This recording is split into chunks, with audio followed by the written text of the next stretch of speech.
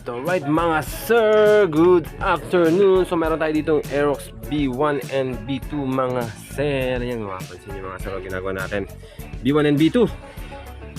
Shoutout tayo dun sa mga lodi natin na tumulong sa atin na mag-assist para buuin yung disc brake ni sir Aerox B2, no? From Caloocan South. So yan mga sir, naka-painted yung kanyang mugs. Yan, naka-install na yung mga brake master ni sir dito sa Aerox B2, and ready na rin yung kanyang disc brake conversion para dyan. And dito sa kabila, ayun, grabe, halos buhatin nila yung motor, tatlo yung gumagawa. Start na yung pagtabas para dun sa brake master. And syempre conversion din tong kay sir sa B1, pero syempre bago natin yung start, lilinisan muna natin yan mga sir. Linis muna yan, dinidegree namin. Nandito nga sa isa, na-install na ni Lodi natin yung pinaka-disc, RCB disc dyan para mas pogi syempre. So, balik tayo dito sa B1, linis yan, sabi ko linisan para mas maganda.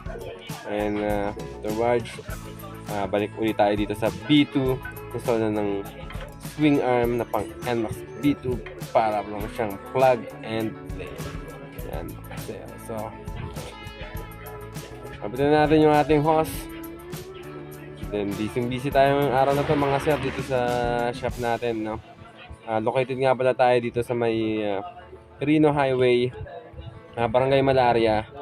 And pwede niyo po tayong i-waste or i-G-map sa Brake Moto Shop yan mga sir. So direct na yan, nakapin na po yan, diretso na kayo dito sa shop natin mga sir.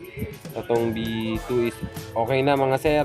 Yan, nakita nyo, all goods na yung mga brake master niya. Tapos dito sa B1 nagpalit kami ng hose. And tapos yan, pinakalikod yan, nakatabas na. All goods na yan. Ito may mga tabas. Yan yung mga tabas namin dito sa Brake Moto Shop. Paka-solid yan. Ilang kilometer? 8,525. Yeah.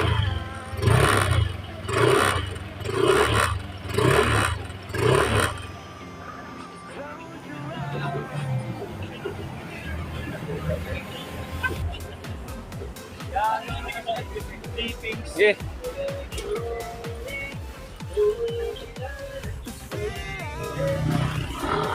Aerox B2.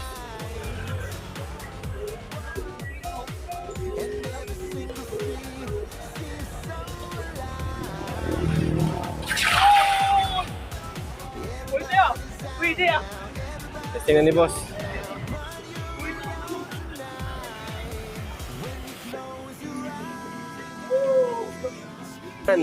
Watch out ka sir, pamsangan daan si sir.